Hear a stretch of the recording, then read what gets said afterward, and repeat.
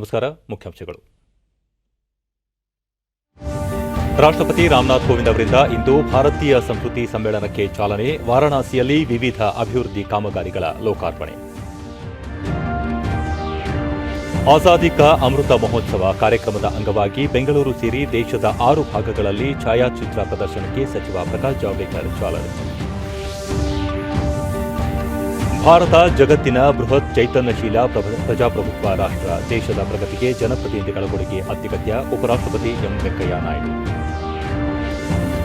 ಕೇಂದ್ರದಿಂದ ಮಹಿಳೆಯರ ಕಲ್ಯಾಣಕ್ಕೆ ಹಲವು ಕಾರ್ಯಕ್ರಮ. ಸ್ವಸಹಾಯ ಗುಂಪುಗಳಿಗೆ ಆರ್ಥಿಕ ನೆರವು. ಸಚಿವೆ ಸ್ಮೃತಿ ಇರಾನಿ.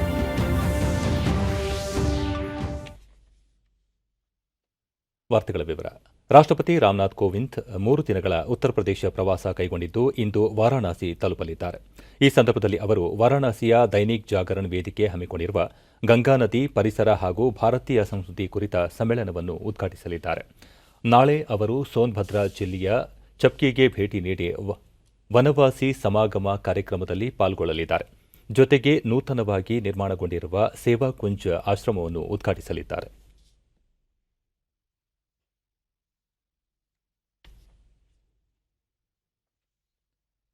ಕೇಂದ್ರ ವಾರ್ತಾ ಮತ್ತು ಪ್ರಸಾರ ಖಾತೆ ಸಚಿವ ಪ್ರಕಾಶ್ ಜಾವಡೇಕರ್ ಅವರಿಂದು ದೆಹಲಿಯ ಮಾಧ್ಯಮ ಕೇಂದ್ರದಲ್ಲಿ ಸ್ವಾತಂತ್ರ್ಯದ 75ನೇ ವರ್ಷದ ಆಚರಣೆಯ ಛಾಯಾಚಿತ್ರ ಪ್ರದರ್ಶನವನ್ನು ಉದ್ಘಾಟಿಸಿ ವೀಕ್ಷಿಸಿದರು. सीधी तस्वीरें देख सकते हैं. केंद्रीय सूचना और प्रसारण मंत्री प्रकाश जावड़ेकर मौजूद हैं और वो आज़ादी का अमृत महोत्सव जो इस वक्त पूरा देश में मनाया जा रहा है, पश्चिम तक और उत्तर भारत से लेकर दक्षिण भारत तक इस आज़ादी के अमृत महोत्सव का पर अलग अलग क्षेत्रों में पहुंचा है और भारत को आज़ादी दिलाने में हमारे स्वतंत्र वीर नायकों का क्या कुछ योगदान रहा दिलाई. और इतने वर्षों के बाद भी जो हमने भारत ने मंथन किया, उस मंथन के बाद से जो अमृत निकला है, भारत आत्मनिर्भर भारत के निर्माण में आगे बढ़ा जाए. सुखदेव की बात हो, उधम सिंह की बात हो, लाला लाजपत राय खान. ನಂತರ ಅವರು 75 ವಾರಗಳ ಮೊದಲೇ ಆರಂಭವಾಗಿರುವ ಈ ಆಜಾದಿ ಕಾ ಅಮೃತ ಮಹೋತ್ಸವ ಪರ್ವ ಸ್ವಾತಂತ್ರ್ಯ ಚಳವಳಿಯ ಇತಿಹಾಸವನ್ನು ತಿಳಿಯಲು ನೆರವಾಗಲಿದೆ.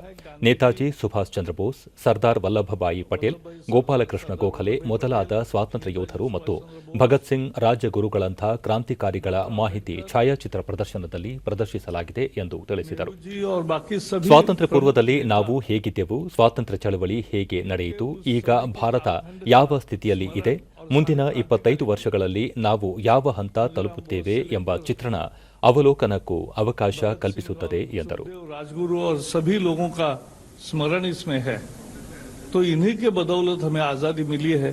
यही संदेश इस प्रदर्शनी का है. ನಂತರ ನಡೆದ ಸಮಾರಂಭದಲ್ಲಿ ಅವರು ವರ್ಚುವಲ್ ಮಾಧ್ಯಮದ ಮೂಲಕ ಬೆಂಗಳೂರು, ಪುಣೆ, ಭುವನೇಶ್ವರ, ಪಾಟ್ನಾ, ಮಣಿಪುರದ ಮೊರಾಂಗ್ ಮತ್ತು ಜಮ್ಮು ಮತ್ತು ಕಾಶ್ಮೀರದ ಸಾಂಬಾ ಜಿಲ್ಲೆಯ ಒಟ್ಟು 6 ತಾಣಗಳಲ್ಲಿನ ಪ್ರದರ್ಶನಕ್ಕೂ ಚಾಲನೆ ನೀಡಿದರು. ವಿವಿಧ ತಾಣಗಳಲ್ಲಿ ಹಾಜರಿದ್ದ ಅಧಿಕಾರಿಗಳೊಂದಿಗೆ ಸಂವಾದ ನಡೆಸಿ ಪ್ರದರ್ಶನದ ಮಾಹಿತಿ ಪಡೆದು ಸಾಂಸ್ಕೃತಿಕ ಕಾರ್ಯಕ್ರಮ ವೀಕ್ಷಿಸಿದರು.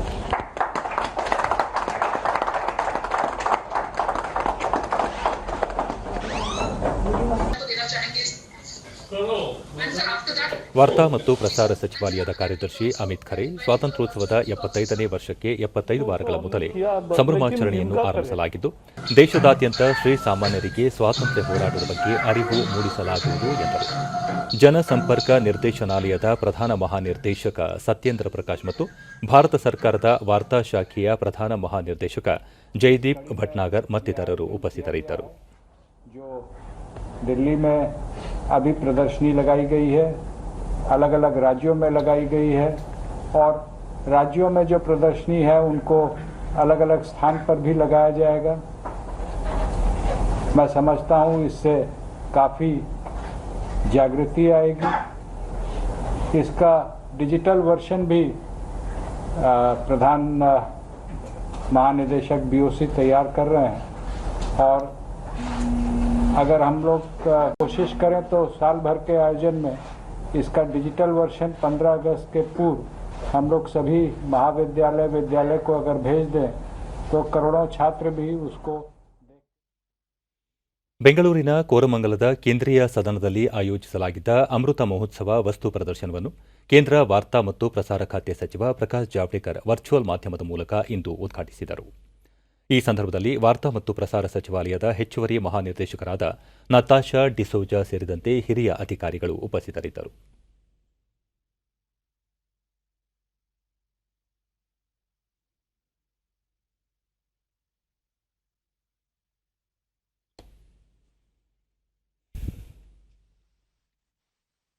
ಛಾಯಾಚಿತ್ರ ಪ್ರದರ್ಶನ ಕುರಿತು ಪ್ರಾದೇಶಿಕ ಜನಸಂಪರ್ಕ ಕಾರ್ಯಾಲಯದ ಕ್ಷೇತ್ರ ಪ್ರದರ್ಶನಾಧಿಕಾರಿ ಪಿಜಿ ಪಾಟೀಲ್ ಸ್ವಾತಂತ್ರ್ಯೋತ್ಸವದ ಅಮೃತ ಮಹೋತ್ಸವದ ಅಂಗವಾಗಿ ರಾಜ್ಯದ 4 ಜಿಲ್ಲೆಗಳಲ್ಲಿ ವಸ್ತು ಪ್ರದರ್ಶನ ಏರ್ಪಡಿಸಲಾಗಿದೆ.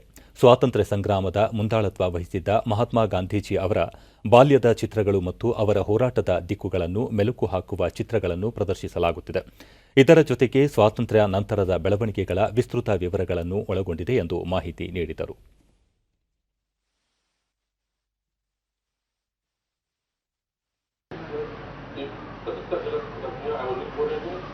जो देश की 12 भाषाओं में और आज जहाँ इस कार्यक्रम में हम जहाँ जो प्रदर्शनी लगी है उसके साथ ಸ್ವಾತಂತ್ರ್ಯ ಸಂಗ್ರಾಮದಲ್ಲಿ ಆದಂಥ ಪ್ರಮುಖ ಘಟನೆಗಳು ಏನಿದ್ದಾವೆ, ಮಹಾತ್ಮ ಗಾಂಧಿಯಿಂದ ಹಿಡಿದು ಸರ್ದಾರ್ ವಲ್ಲಭಾಯ್ ಪಟೇಲ್, ಸುಭಾಷ್ ಚಂದ್ರ ಬೋಸ್ ಹಾಗೂ ಇತರೆ ಎಲ್ಲ ಸ್ವಾತಂತ್ರ್ಯ ಹೋರಾಟಗಾರರು ನಮ್ಮ ದೇಶ ಸ್ವಾತಂತ್ರ್ಯಕ್ಕಾಗಿ ಏನು ತ್ಯಾಗ ಬಲಿದಾನ ಮಾಡಿದ್ದಾರೆ ಅದನ್ನೆಲ್ಲ ಬಿಂಬಿಸುವಂತಹ ಇದೊಂದು ಛಾಯಾಚಿತ್ರ ಪ್ರದರ್ಶನ ರಾಜ್ಯದ 4 ಜಿಲ್ಲೆಗಳಲ್ಲಿ ಈ ಒಂದು ಛಾಯಾಚಿತ್ರ ಪ್ರದರ್ಶನವನ್ನು ಏರ್ಪಡಿಸಿ ಜನರಿಗೆ ಸ್ವಾತಂತ್ರ್ಯ ಸಂಗ್ರಾಮದ ಬಗ್ಗೆ, ಸ್ವಾತಂತ್ರ್ಯಕ್ಕಾಗಿ ಹೋರಾಡಿದವರ ಬಗ್ಗೆ ಮಾಹಿತಿ ನೀಡುವಂತಹ ಒಂದು ಛಾಯಾಚಿತ್ರ ಪ್ರದರ್ಶನ ವಿಶೇಷವಾಗಿ ಕರ್ನಾಟಕದಲ್ಲಿ 4 ಜಿಲ್ಲೆಗಳಿಗೆ ಹೋಗಿ ಏರ್ಪಡಿಸಿ.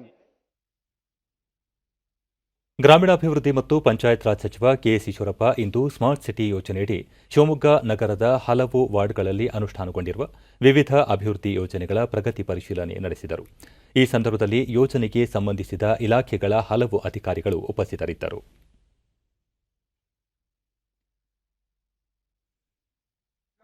ಹೇಳಿ ನಮಗೆ ಅದನ್ನ ಮಾಡಿಕೊಡಿ. ಆಮೇಲೆ ಜೊತೆಗೆ ನಮಗೆ ಇಲ್ಲಿ ಬಾಕ್ಸ್ ಡ್ರೈನೇಜ್ ಆಗ್ಬೇಕು ಸರ್, ಗುರ್ತಾಗಿ ಆಗ್ಬೇಕು. ಬಂದಿದೆ ಸರ್, 100 ಗ್ರಾಂಟ್ಸ್ ಬಂದಿದೆ. ಎಷ್ಟು ಕ್ರಾಸ್ ಬರುತ್ತೆ ನಿಮ್ದು? ಒಂದೇ ಒಂದು ಕ್ರಾಸ್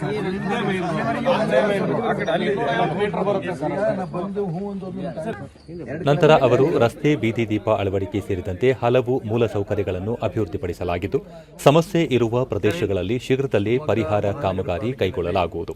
ನೂತನವಾಗಿ ಆಯ್ಕೆಯಾಗಿರುವ ಮೇಯರ್ ಹಾಗೂ ಇತರ ಸ್ಥಳೀಯ ಪ್ರತಿನಿಧಿಗಳು ನಗರದ ಮೂಲ ಸೌಕರ್ಯಕ್ಕೆ ಹೆಚ್ಚಿನ ಆದ್ಯತೆ ನೀಡಿ ಪರಿಹಾರ ನೀಡುವ ಕೆಲಸ ನಡೆಯುತ್ತಿದೆ. ಕುಡಿಯುವ ನೀರು ಪೂರೈಸುವುದು ಸೇರಿದಂತೆ ಪ್ರತಿ ವಾರ್ಡ್ಗೆ ಒಂದು ಉದ್ಯಾನವನ ನಿರ್ಮಿಸುವ ಜನರ ಬೇಡಿಕೆಗಳನ್ನು ಪರಿಶೀಲಿಸಲಾಗುವುದು ಎಂದು ತಿಳಿಸಿದರು. ಕುಡಿಯುವ ನೀರು ಕೆಲಸಗಳಾಗಿದೆ. ಇನ್ನು ಮೂರ್ನಲ್ಲಿ ಅಲ್ಲೊಂದು ಇಲ್ಲೊಂದು ಕೆಲವು ರಸ್ತೆಗಳು, ಸಣ್ಣ ರಸ್ತೆಗಳು ಉಳಿದಿದೆ, ಡ್ರೈನೇಜ್ ಉಳಿದಿದೆ, ದೀಪ ಕೆಲವು ಕಡೆ ಆಗಬೇಕು ಮತ್ತು ಕುಡಿಯೋ ನೀರು ಆಗಬೇಕು. ಈ ದಿಕ್ಕಿನಲ್ಲಿ ಶಿವಮೊಗ್ಗ ನಗರದ ಎಲ್ಲ ಕಾರ್ಪೊರೇಟರ್ಗಳು, ಸಂಬಂಧಪಟ್ಟ ಮೇಯರು, ಉಪಮೇಯರು, ನಮ್ಮ ಕಮಿಷನರು ಎಲ್ಲ ಪ್ರಮುಖರು ಕೂಡ ಓಡಾಟ ಮಾಡ್ತಾ ಇದ್ದೀವಿ. ಯಾವ ಭಾಗದಲ್ಲಿ ಏನು ಸಮಸ್ಯೆಗಳಿಂದ ಗಮನಿಸ್ತಾ ಇದ್ದೀವಿ. ಇಡೀ ಶಿವಮೊಗ್ಗ ನಗರದಲ್ಲಿ ಎಲ್ಲ ಭಾಗದಲ್ಲೂ ನೀರು ಬೇಕು, ರಸ್ತೆ ಬೇಕು, ಚರಂಡಿಗಳು ಕ್ಲೀನ್ ಆಗಬೇಕು, ಬೀದಿ ದೀಪ ಬೇಕು ಅನ್ನೋಂಥ ಅಂಶಗಳು ಏನು ಹೇಳ್ತಿದ್ದಾರೆ ಆ ಕಡೆ ಗಮನವನ್ನು ಕೊಡ್ತಾ ಇದ್ದೀವಿ. ಅದು ಸಾಧ್ಯವಾದಷ್ಟು ಕೆಲಸಗಳನ್ನು ಆರಂಭ ಮಾಡ್ತೀವಿ. ಮೈಸೂರಿನ ಹೆಬ್ಬಾಳ ಕೆರೆಗೆ ಪ್ರವಾಸೋದ್ಯಮ ಸಚಿವ ಸಿಪಿ ಯೋಗೇಶ್ವರ್ ನಿನ್ನೆ ಭೇಟಿ ನೀಡಿ ಕೆರೆಗಳ ಅಭಿವೃದ್ಧಿ ಕುರಿತು ಪರಿಶೀಲನೆ ನಡೆಸಿದರು.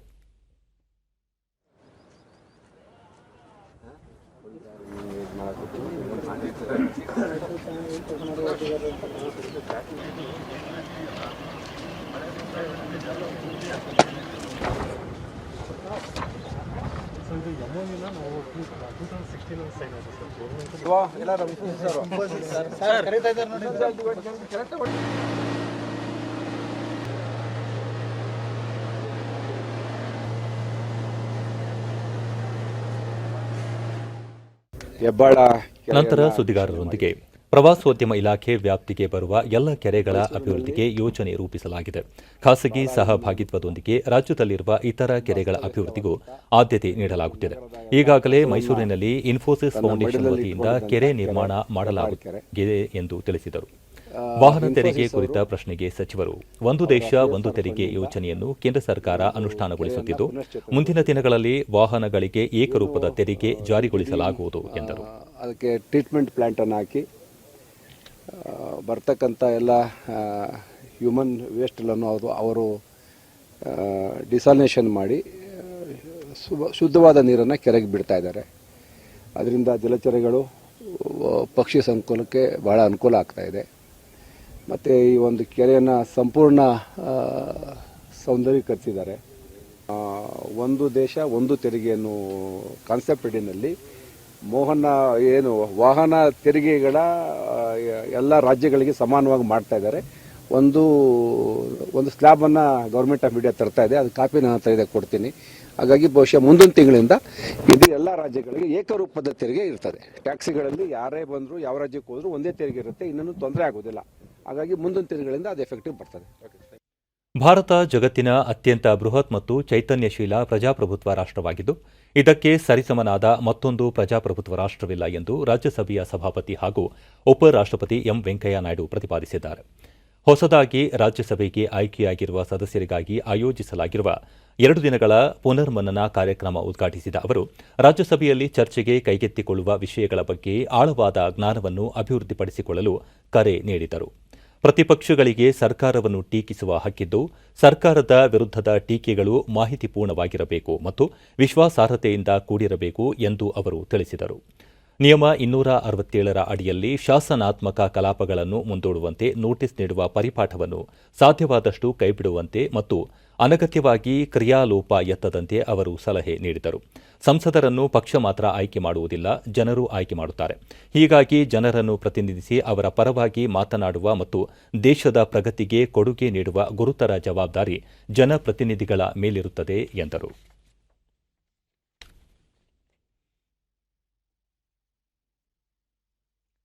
2024ರ ಹೊತ್ತಿಗೆ ದೇಶದ ಪ್ರತಿಯೊಂದು ಗ್ರಾಮೀಣ ಕುಟುಂಬಕ್ಕೂ ಗುಣಮಟ್ಟದ ಕುಡಿಯುವ ನೀರು ಪೂರೈಸಲು ಕೇಂದ್ರ ಸರ್ಕಾರ ಬದ್ಧವಾಗಿದೆ ಎಂದು ಜಲಶಕ್ತಿ ಸಚಿವ ಗಜೇಂದ್ರ ಸಿಂಗ್ ಶೇಖಾವತ್ ತಿಳಿಸಿದ್ದಾರೆ.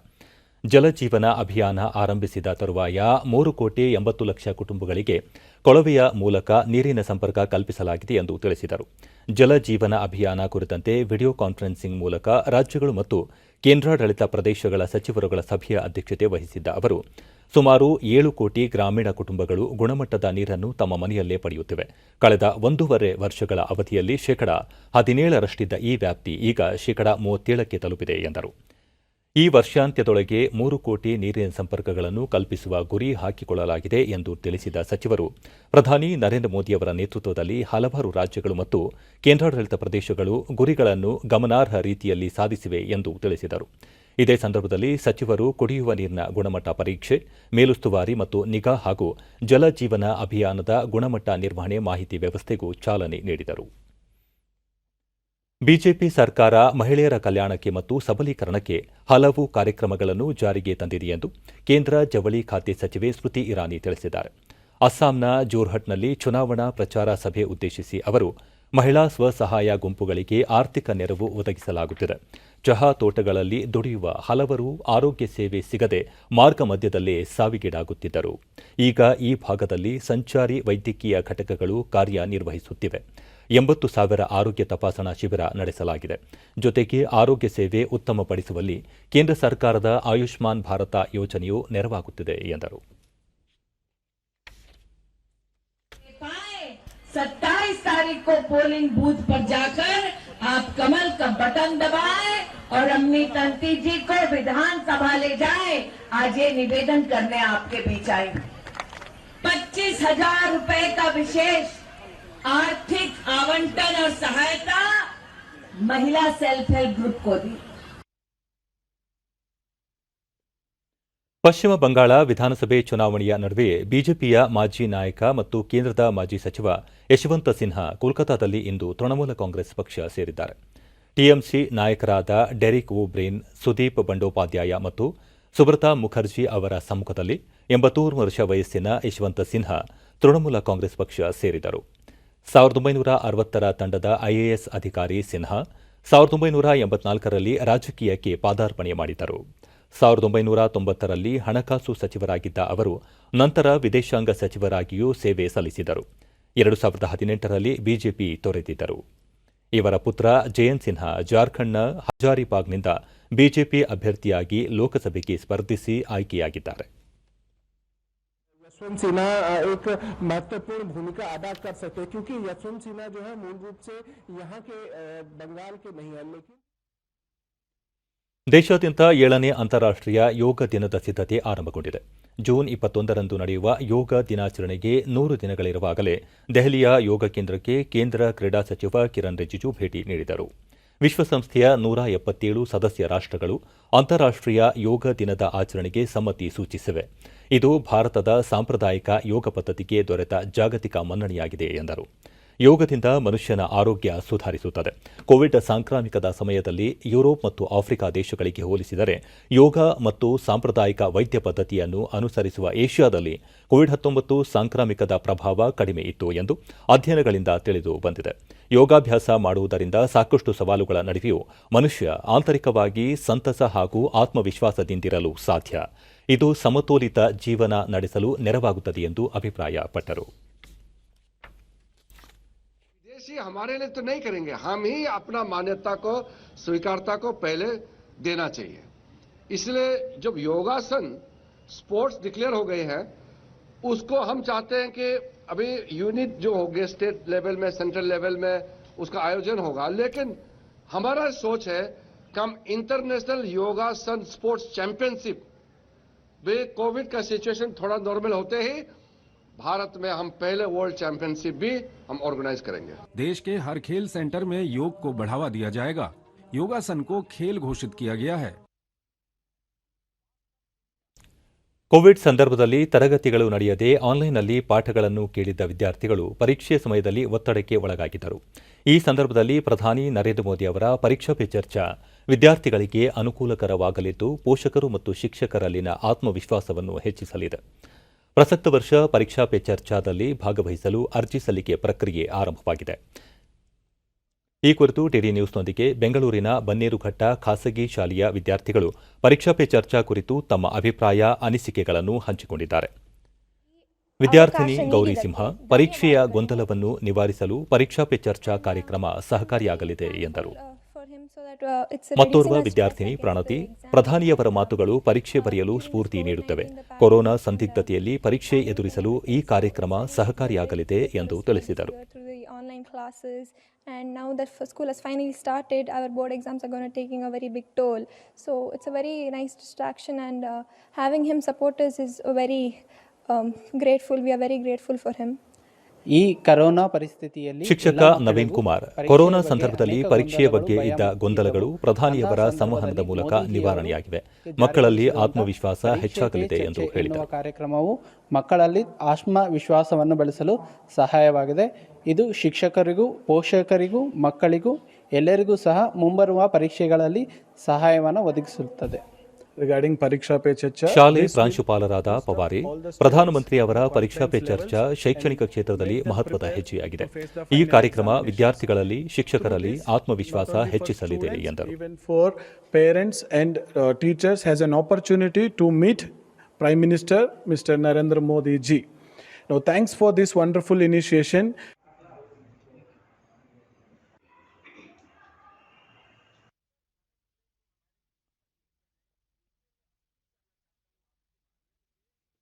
ಉಡುಪಿ ಜಿಲ್ಲೆಯ ಅಲ್ಬಾಡಿ ಆಡಿ ಗ್ರಾಮದ ಚಾರಮಕ್ಕಿ ನಾರಾಯಣ ಶೆಟ್ಟಿ ಸ್ಮಾರಕ ಸರ್ಕಾರಿ ಪ್ರೌಢಶಾಲೆಯ 7 ವಿದ್ಯಾರ್ಥಿಗಳು ಪ್ರಧಾನಿ ನರೇಂದ್ರ ಮೋದಿಯವರ ಪರೀಕ್ಷಾ ಪೇ ಚರ್ಚಾ ಸಂವಾದ ಕಾರ್ಯಕ್ರಮದಲ್ಲಿ ಭಾಗವಹಿಸಲು ಅರ್ಜಿ ಸಲ್ಲಿಸಿದ್ದಾರೆ.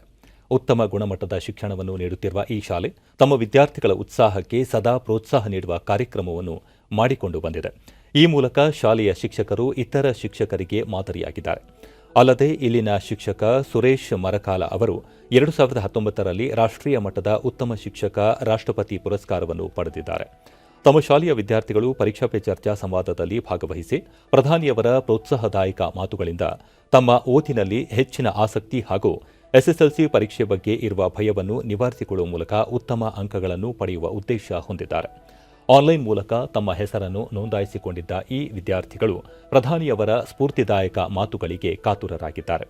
ಈ ಬಾರಿ ಸಂವಾದ ಕಾರ್ಯಕ್ರಮದಲ್ಲಿ ಪೋಷಕರು, ಶಿಕ್ಷಕರು ಹಾಗೂ ವಿದ್ಯಾರ್ಥಿಗಳು ಭಾಗವಹಿಸುವ ಅವಕಾಶವನ್ನು ಒದಗಿಸಲಾಗಿದೆ. ಆನ್ಲೈನ್ ಮೂಲಕ ಅರ್ಜಿ ಸಲ್ಲಿಸುವವರ ಪೈಕಿ 2,000 ಅಭ್ಯರ್ಥಿಗಳು ಪರೀಕ್ಷಾ ಪೇ ಚರ್ಚಾ ಸಂವಾದದಲ್ಲಿ ಭಾಗಿಯಾಗಲಿದ್ದಾರೆ.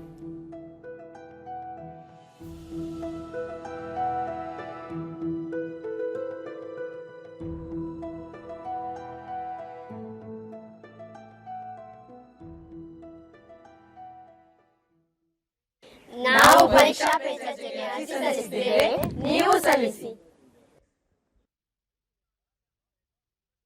ಪರೀಕ್ಷೆ ಎಂದರೆ ಪ್ರತಿಯೊಂದು ವಿದ್ಯಾರ್ಥಿನಿ ಅನುಶ್ರೀ ಎಸ್ಎಸ್ಎಲ್ಸಿ ಪರೀಕ್ಷೆ ಕುರಿತು ಎಷ್ಟೇ ಭಯವನ್ನು ನಿವಾರಿಸಿಕೊಂಡರೂ ಮನದ ಮೂಲೆಯಲ್ಲಿ ಒಂದು ಸಣ್ಣ ಆತಂಕ ಇರುತ್ತದೆ. ಈ ಬಾರಿ ಪರೀಕ್ಷಾ ಪೇ ಚರ್ಚಾ ಕಾರ್ಯಕ್ರಮದಲ್ಲಿ ಭಾಗವಹಿಸುವ ಮೂಲಕ ಪ್ರಧಾನಿ ಅವರ ಸ್ಫೂರ್ತಿದಾಯಕ ಮಾತುಗಳಿಂದ ಈ ಬಾರಿ ಉತ್ತಮ ಅಂಕಗಳನ್ನು ಗಳಿಸುವ ನಿರೀಕ್ಷೆ ಇದೆ ಎಂದರು. ನಮಗೆ ಸ್ಫೂರ್ತಿದಾಯಕ ಮಾತುಗಳಿಗೋಸ್ಕರ ನಾನು ಕಾಯುತ್ತಿದ್ದೇನೆ. ಅವರ ಒಂದೊಂದು ಸ್ಫೂರ್ತಿದಾಯಕ ಮಾತುಗಳಿಂದ ನಾನು ಈ ಸಲ ಪರೀಕ್ಷೆಯಲ್ಲಿ ಉತ್ತೀರ್ಣರಾಗಿ ಒಳ್ಳೆಯ ಅಂಕಗಳನ್ನು ಗಳಿಸುತ್ತೇನೆ ಎಂಬ ಭರವಸೆಯಲ್ಲಿ ನಾನಿದ್ದೇನೆ. ನಮ್ಮ ತಂದೆ ತಾಯಿ ಹೆಚ್ಚು ಓದಲಿಲ್ಲ. ವಿನಯಶ್ರೀ ಪರೀಕ್ಷೆ ಬಗ್ಗೆ ಭಯ ಬೇಡ ಎಂಬ ಪ್ರಧಾನಿಯವರ ಮಾತುಗಳನ್ನು ಕೇಳುವ ನಿರೀಕ್ಷೆಯಲ್ಲಿ ಇದ್ದೇನೆ ಹಾಗೂ ಈ ಸಂವಾದದಲ್ಲಿ ಭಾಗವಹಿಸಲು ತಮಗೆ ಸಂತೋಷವಾಗಿದೆ ಎಂದು ತಿಳಿಸಿದರು. ಭಯ ಬೇಡ ಅಂದ್ರೆ ನೀವು ಒಳ್ಳೆ ಓದಿ ತುಂಬಾ ಮುಂದೆ ಸಾಧಿಸಬಹುದು ಎಂಬ ಒಂದು ನಮ್ಮಲ್ಲಿ ಧೈರ್ಯವನ್ನು ತುಂಬುವ ಒಂದು ಕಾರ್ಯಕ್ರಮವಾಗಿದೆ. ನಮಗೆ ಶಿಕ್ಷಕರು ಹಾಗೂ ಮನೆಯವರು ತುಂಬಾ ಸಹಾಯ ನೀಡುತ್ತಾರೆ. ಈ ಪರೀಕ್ಷೆ ನೀವು ಒಳ್ಳೆ ಪಾಸ್ ಆಗಿ ಅಂತ ತುಂಬಾ ಅವರು ಧೈರ್ಯ ನೀಡಿದ್ರು. ಈ ನರೇಂದ್ರ ಮೋದಿ ಅವರು ಈ ಪರೀಕ್ಷೆಯಲ್ಲಿ ನೀವು ಒಳ್ಳೆ ಮಾರ್ಕ್ ತೆಗೀನಿ ಅಂತ ಹೇಳಿ ಧೈರ್ಯ ತುಂಬುವುದು ನಮ್ಗೆ ತುಂಬಾ ಖುಷಿಯಾಗಿದೆ. ನಾನು 10ನೇ ತರಗತಿ ಸಂತೋಷ ಕುಲಾಲ ಗ್ರಾಮೀಣ ಪ್ರದೇಶದ ವಿದ್ಯಾರ್ಥಿಯಾಗಿದ್ದು ತಮ್ಮ ಶಾಲೆ ವಿದ್ಯಾರ್ಥಿಗಳ ಕಲಿಕೆಗೆ ಅನುಕೂಲವಾಗುವ ಎಲ್ಲಾ ಸೌಲಭ್ಯಗಳನ್ನು ಒಳಗೊಂಡಿದೆ. ಗುರುಗಳ ಸಹಾಯದಿಂದ ಸಂವಾದದಲ್ಲಿ ಭಾಗವಹಿಸಲು ಅರ್ಜಿ ಸಲ್ಲಿಸಿದ್ದೇನೆ ಎಂದರು. ಗ್ರಾಮೀಣ ಪ್ರದೇಶ ವಿದ್ಯಾರ್ಥಿಗಳಿಗೆ ಒಂದು ಸೌಲಭ್ಯವನ್ನು ಒದಗಿಸಿಕೊಟ್ಟಿದ್ದಾರೆ. ನಮ್ಮ ಪರೀಕ್ಷೆ ಎಂದ ಕೂಡಲೇ ವಿದ್ಯಾರ್ಥಿಗಳಲ್ಲಿ ಭಯವನ್ನು ಮೂಡಿಸುತ್ತದೆ. ಹಾಗೆ ನಮ್ಮ ಶಾಲೆಯಲ್ಲಿ ಪೋಷಕರು ಮತ್ತು ಶಿಕ್ಷಕರು ಎಲ್ಲ ರೀತಿಯ ಸೌಲಭ್ಯವನ್ನು ಒದಗಿಸಿಕೊಟ್ಟಿದ್ದಾರೆ. ನನ್ನ ಮನೆ ಶಕೀಲಾ ಪರೀಕ್ಷಾ ಪೇ ಚರ್ಚಾ ಸಂವಾದ ಕಾರ್ಯಕ್ರಮದಲ್ಲಿ ಭಾಗವಹಿಸುವುದು ಸಂತಸ ತಂದಿದೆ. ಇದು ತಮ್ಮ ಎಸ್ಎಸ್ಎಲ್ಸಿ ಪರೀಕ್ಷೆಯ ಉತ್ತಮ ಫಲಿತಾಂಶಕ್ಕೆ ಸಹಾಯವಾಗಲಿದೆ ಎಂದರು. ದೇಶದ ವಿದ್ಯಾರ್ಥಿನಿಯಾದ ನನಗೆ ಪ್ರಧಾನಮಂತ್ರಿಗಳ ಜೊತೆ ಪರೀಕ್ಷಾ ಪೇ ಚರ್ಚೆ ಬಗ್ಗೆ ಮಾತನಾಡಲು ಅವಕಾಶ ಸಿಕ್ಕಿರುವುದು ನನಗೆ ಬಹಳ ಸಂತೋಷವಾಗಿದೆ. ನಾನು ಕೂಡ ಪರೀಕ್ಷಾ ಪೇ ಚರ್ಚಾ ಸಂವಾದದಲ್ಲಿ ಭಾಗವಹಿಸುವುದು ಪೋಷಕರು, ಶಿಕ್ಷಕರು ಹಾಗೂ ಸಹಪಾಠಿಗಳಿಗೆ ಸಂತಸ ತಂದಿದೆ ಎಂದು ತಿಳಿಸಿದರು. ಸ್ಫೂರ್ತಿಯ ಮಾತುಗಳು ನನ್ನ ಈ ಪರೀಕ್ಷೆಗೆ ತುಂಬಾ ಅನುಕೂಲವಾಗುತ್ತದೆ. ಇದರಿಂದಾಗಿ ನನ್ನ ಮನೆಯವರು, ನನ್ನ ಸಹಪಾಠಿಗಳು, ನನ್ನ ಶಿಕ್ಷಕರು ತುಂಬಾ ಸಂತೋಷಗೊಂಡಿದ್ದಾರೆ. ಶಿಕ್ಷಕ ಸುರೇಶ್ ಮರಗಾಲ ವಿದ್ಯಾರ್ಥಿಗಳು ಪರೀಕ್ಷಾ ಭಯದಿಂದ ಆತ್ಮಹತ್ಯೆ ಅಂತಹ ಹಾದಿ ಹಿಡಿಯುತ್ತಿದ್ದಾರೆ. ಈ ಕಾರಣದಿಂದ ವಿದ್ಯಾರ್ಥಿಗಳಲ್ಲಿರುವ ಪರೀಕ್ಷಾ ಭಯ ಹೋಗಲಾಡಿಸಲು ಪ್ರಧಾನಿಯವರು ಪರೀಕ್ಷಾ ಪೇ ಚರ್ಚಾ ಸಂವಾದ ಕಾರ್ಯಕ್ರಮ ಹಮ್ಮಿಕೊಂಡಿದ್ದಾರೆ. ಈ ಮೂಲಕ ದೇಶದ ವಿದ್ಯಾರ್ಥಿಗಳು, ಪೋಷಕರು ಹಾಗೂ ಶಿಕ್ಷಕರೊಂದಿಗೆ ಪ್ರಧಾನಿಯವರು ಸಂವಾದ ನಡೆಸಲಿದ್ದಾರೆ. ಎಲ್ಲರೂ ಅರ್ಜಿ ಸಲ್ಲಿಸುವ ಮೂಲಕ ಸಂವಾದವನ್ನು ಸದುಪಯೋಗಪಡಿಸಿಕೊಳ್ಳಬೇಕು ಎಂದರು. ತರಗತಿಗಳಲ್ಲಿ ಮಕ್ಕಳಿಗೆ ಧೈರ್ಯವನ್ನು ತುಂಬುತ್ತೇವೆ. ಮನೆಯಲ್ಲಿ ಆ ಕೆಲಸವನ್ನು ತಂದೆ ತಾಯಿಗಳು ಮಾಡ್ತಾರೆ. ಆದರೆ ದೇಶದ ಪ್ರಧಾನಮಂತ್ರಿಗಳೊಬ್ಬರು ತಾನಾಗಿಯೇ ಬಂದು ನಿಮ್ಮ ಜೊತೆಗೆ ಕುಳಿತುಕೊಂಡು ಮಾತನಾಡ್ತಾರೆ, ನಿಮಗೆ ಧೈರ್ಯವನ್ನು ತುಂಬುತ್ತಾರೆ. ಆ ಮೂಲಕ ಇಡೀ ದೇಶಕ್ಕೆ, ಹೆಚ್ಚೇಕೆ ಇಡೀ ಪ್ರಪಂಚಕ್ಕೆ ಪರೀಕ್ಷೆಯ ಭಯವನ್ನು ಬಿಡಿ ಎನ್ನುವಂತಹ ಚಂದದ ಮಾತನಾಡ್ತಾರೆ. ಈ ಅವಕಾಶವನ್ನು ನೀವು ಕಳ್ಕೊಳ್ತೀರೇನೋ? ಪರೀಕ್ಷಾ ಪೇ ಚರ್ಚಾ 2021ಕ್ಕೆ ಈಗಾಗಲೇ ಅರ್ಜಿ ಸಲ್ಲಿಸುವ ಪ್ರಕ್ರಿಯೆ ಆರಂಭವಾಗಿದೆ. ಉತ್ತರ ಕನ್ನಡ ಜಿಲ್ಲೆಯ ಗೋಕರ್ಣದಲ್ಲಿನ ಪ್ರಧಾನಮಂತ್ರಿ ಜನೌಷಧಿ ಕೇಂದ್ರ ಜನಸಾಮಾನ್ಯರಿಗೆ ಕೈಗೆಟುಕುವ ದರದಲ್ಲಿ ಉತ್ತಮ ಗುಣಮಟ್ಟದ ಔಷಧಗಳನ್ನು ಒದಗಿಸುತ್ತಿದೆ. ಗೋಕರ್ಣಕ್ಕೆ ಬರುವ ಪ್ರವಾಸಿಗರಿಗೂ ಇದು ಅನುಕೂಲವಾಗಿದೆ. ಇಲ್ಲಿ ಎಲ್ಲ ಔಷಧಗಳು ಕಡಿಮೆ ದರದಲ್ಲಿ ದೊರೆಯುತ್ತಿರುವುದರಿಂದ ಈ ಭಾಗದ ಮಹಿಳೆಯರಿಗೂ ತಮ್ಮ ಆರೋಗ್ಯ ಕಾಪಾಡಿಕೊಳ್ಳಲು ಸಹಕಾರಿಯಾಗಿದೆ.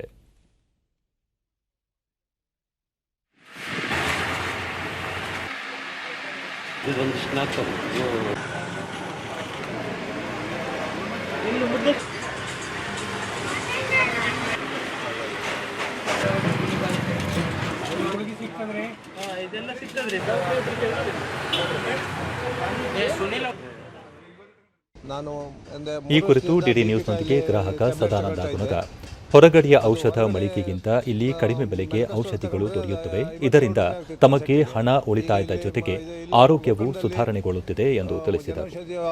ಶಾಪ್ ಓಪನ್ ಆಗಿ 10 ದಿವಸ ಆಯಿತು. ಅದರ ಮೇಲೆ ನಾನು ಸುದ್ದಿಯಾಗಿ ತಗೊಳ್ತಾ ಇದ್ದೇನೆ. ಅದಕ್ಕೆ 17 ರೂಪಾಯಿ ಆಗ್ತದೆ ಖಾಲಿ. ನಾನು 40 ರೂಪಾಯಿ ಉಳಿತಾಯ ಆಗ್ತದೆ. ಇದರಿಂದ ನಮ್ಮಂಥ ಬಡವರಿಗೆಲ್ಲ ಇದರಿಂದ ಭಾಳ ಹೆಲ್ಪ್ ಆಗಿದೆ. ಇದು ಇಂಥದ್ದು ಆಗಬೇಕು, ಎಲ್ಲರಿಗೂ ಬೇಕಾದ್ದೇ ಇದು.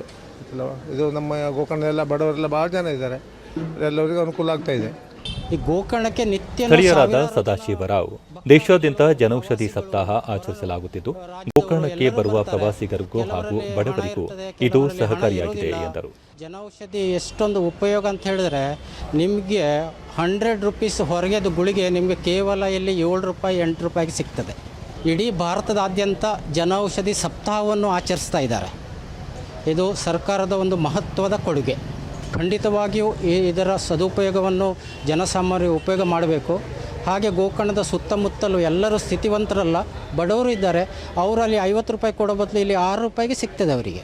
ಎಷ್ಟೋ ಜನ ಯಾತ್ರಿಕರು ಜನೌಷಧಿ ಕೇಂದ್ರದ ಮಾಲೀಕ ಸುನಿಲ್ ತಮ್ಮಲ್ಲಿ ಗುಣಮಟ್ಟದ ಔಷಧಿಗಳು ಹಾಗೂ ಉತ್ತಮ ಗುಣಮಟ್ಟದ ಸ್ಯಾನಿಟರಿ ಪ್ಯಾಡ್ಗಳು ಕಡಿಮೆ ಬೆಲೆಗೆ ದೊರೆಯುವುದರಿಂದ ಪ್ರವಾಸಿ ಹಾಗೂ ಬಡ ಮಹಿಳೆಯರಿಗೆ ಇದರಿಂದ ಬಹಳಷ್ಟು ಅನುಕೂಲವಾಗಿದೆ ಎಂದರು. ಒಳ್ಳೊಳ್ಳೆ ಬ್ರ್ಯಾಂಡ್ ಆಗಿರುತ್ತೆ.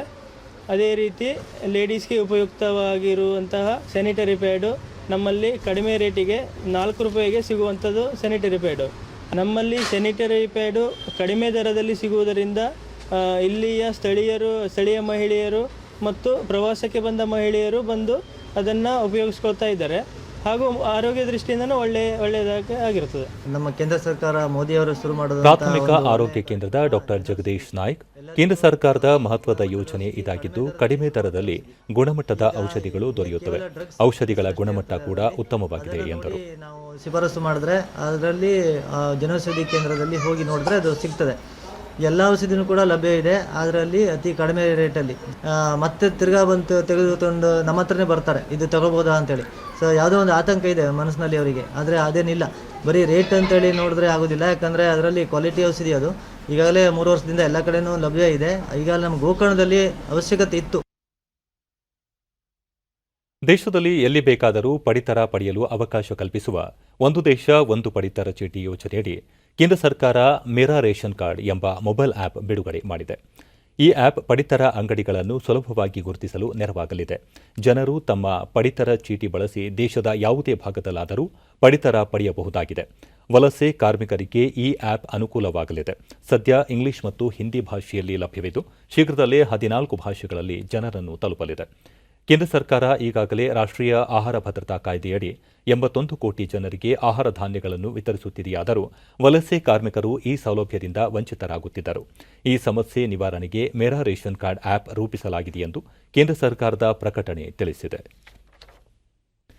ದೇಶದಲ್ಲಿ ನಿನ್ನೆ ಸಂಜೆಯವರೆಗೆ ಒಟ್ಟು 2,82 ಲಕ್ಷಕ್ಕೂ ಅಧಿಕ ಮಂದಿಗೆ ಕೋವಿಡ್-19 ಲಸಿಕೆ ನೀಡಲಾಗಿದೆ ಎಂದು ಕೇಂದ್ರ ಆರೋಗ್ಯ ಸಚಿವಾಲಯ ತಿಳಿಸಿದೆ.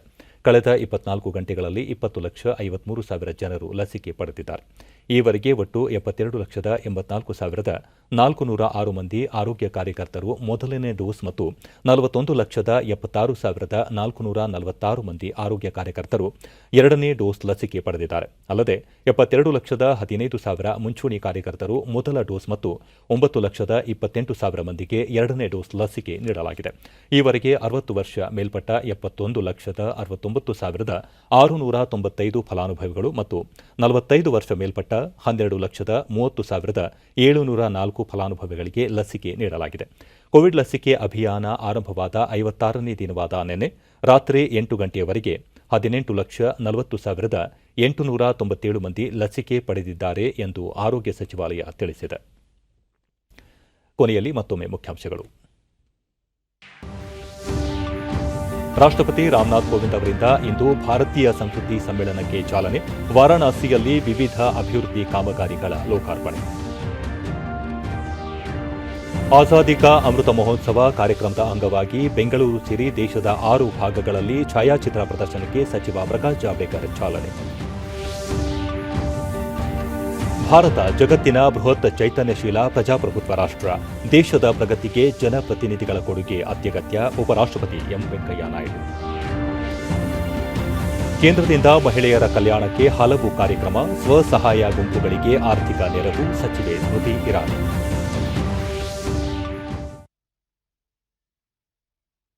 ನಮ್ಮ ವಾರ್ತಾ ಪ್ರಸಾರವನ್ನು ನೀವು ಡಿಡಿ ಚಂದನ ನ್ಯೂಸ್ ಯೂಟ್ಯೂಬ್ ಚಾನೆಲ್ನಲ್ಲೂ ವೀಕ್ಷಿಸಬಹುದು. ನಮ್ಮ ಮುಂದಿನ ವಾರ್ತಾ ಪ್ರಸಾರ ಸಂಜೆ 7 ಗಂಟೆಗೆ ಡಿಡಿ ಚಂದನದಲ್ಲಿ. ನಮಸ್ಕಾರ.